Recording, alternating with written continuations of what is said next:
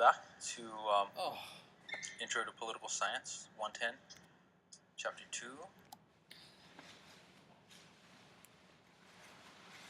okay. That was the recording on this PowerPoint.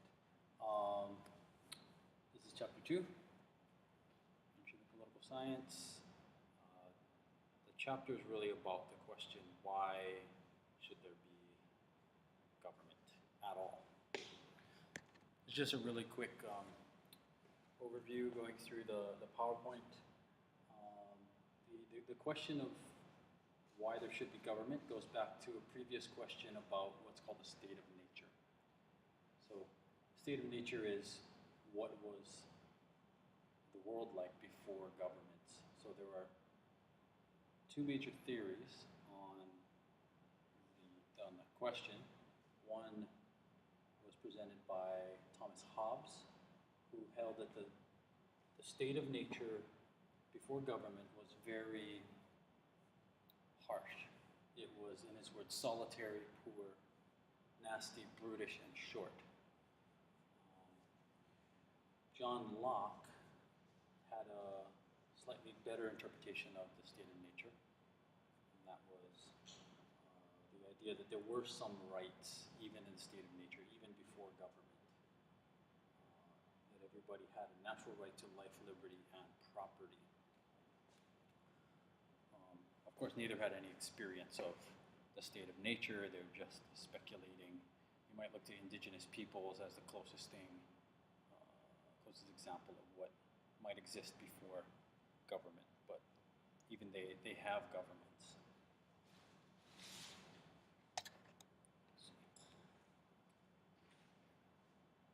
The question of government relates to the notion of collective action.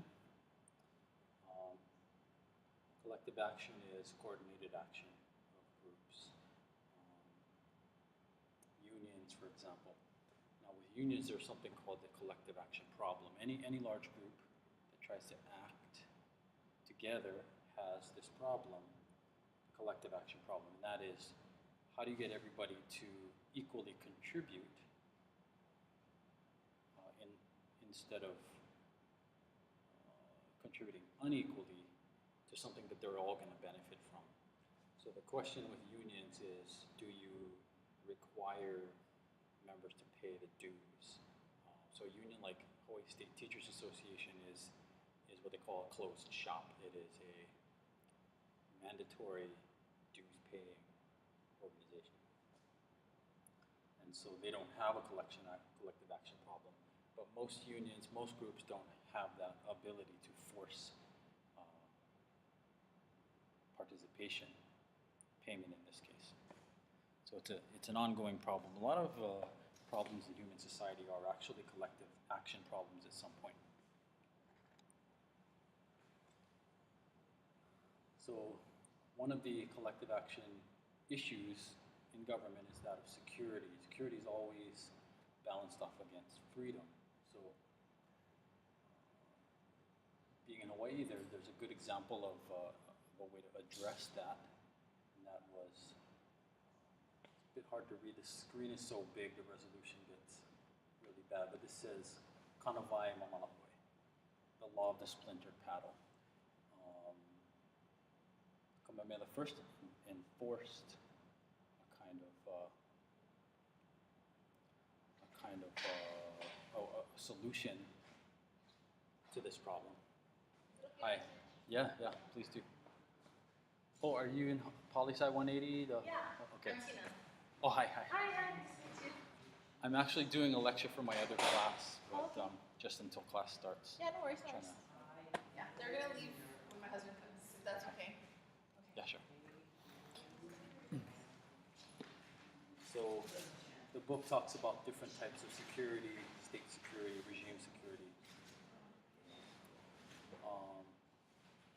So Mamalahoi is one example of a solution. Another is the Patriot Act, an emphasis very strongly on security, moving away from an emphasis on freedom. And most people can remember that, but it's been a while now. 2001. it had a lot to do with surveillance, so it was moving away from freedom towards security. Um, what is power? Well, first of all, power, when I talk about political science, I ask people what is politics, they say it's government.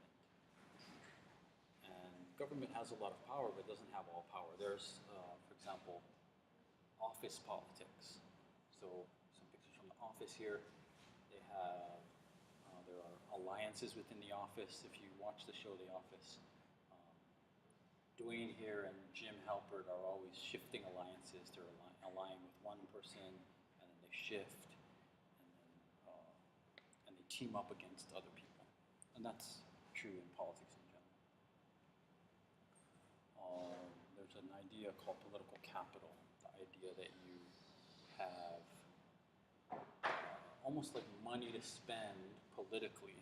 You can use it to get away with certain things, or maybe you don't have enough. A lot of it has to do with your status and your recognition, your name recognition.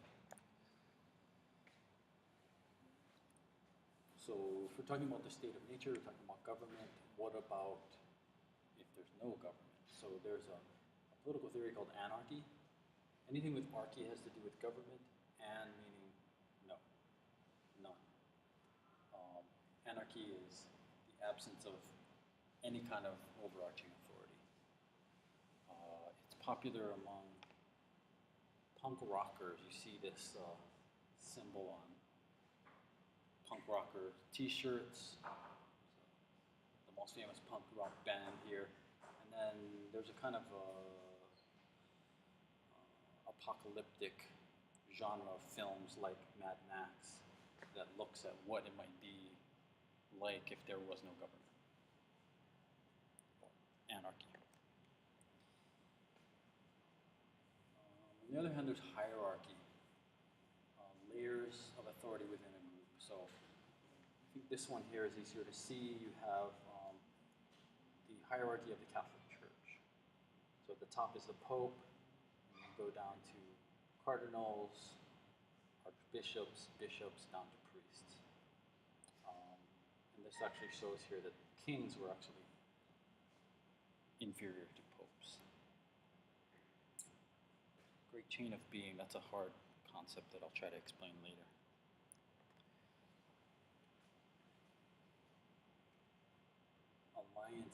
Alliances are, like it sounds, they are partnerships, not friendships, but partnerships that are for mutual benefit. This map of Europe here is sort of to try to show that in the periods before World War I and World War II, there tended to be this kind of checkerboard pattern. So what would happen was the countries next to each other were always afraid of one invading the other. So they would make an alliance with the country on the other side. So France allied with Russia because they both were afraid of being invaded by Germany. And so they could team up against Germany, which is what happened. It's all based on self-interest, though. It's not a friendship.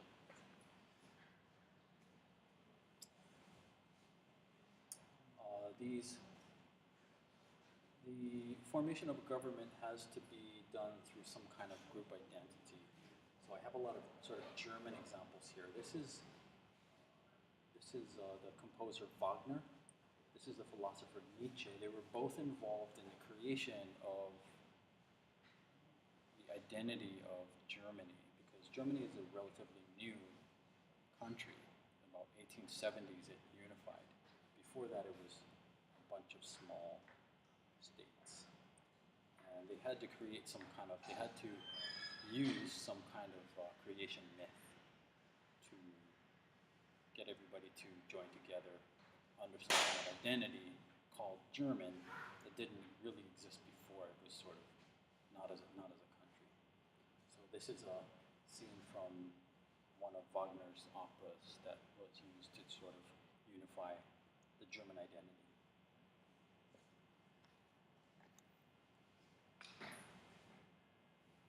So I talked about Hobbes with a dim view of the state of nature, and then Locke with a moderate view, and then a positive, the most positive view was that of Jean-Jacques Rousseau, who said that it's actually better to be closer to the state of nature than to be in civilization. So he wrote a book called Iʻll about a kind of a natural way of raising children. They shouldn't be restricted, they shouldn't be wearing corsets, restrictive clothing, they shouldn't be subject to really strict rules, they should be more free, more a little bit, you might say, wild. So his view of the state of nature is that it's actually better than civilization. So these are just a few of the concepts that come up in chapter 2, and I hope that clarifies things. The textbook is full of sarcasm and a lot of references that might seem kind of obscure. So, there's a little bit more. Group conflict. There's always, if there's identity that binds people together, there's also identities that set people apart. The other, that was a term that was created mostly by the man Edward Said. And that's other with a capital O, means that which is not you, another nationality, another race, another gender, something that's not you. And he has a theory about that the idea of the Orient, this book Orientalism, was a way of creating another, and other, that is, a group that is not the West.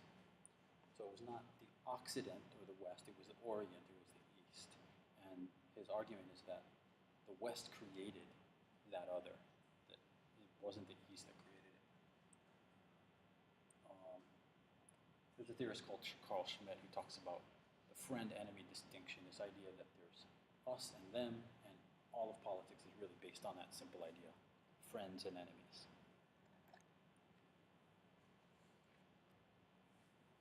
So we have definitions of government here. It's really a set of agreements, rules that govern how we're going to live together.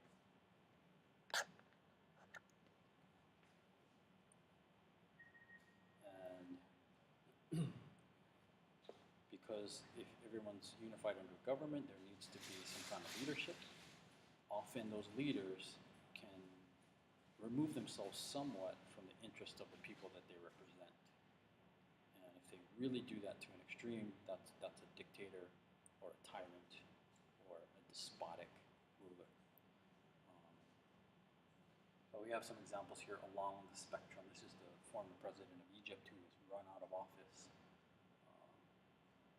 This here is Henry Kissinger, who really believed that the state, the government itself, was really all that mattered. It had its own set of rights.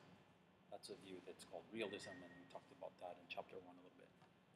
This is Ronald Reagan. There was sort of Republicans were strongly influenced by Kissinger's view. And I think that's it for this week. I hope that helps a little bit with some of the terms.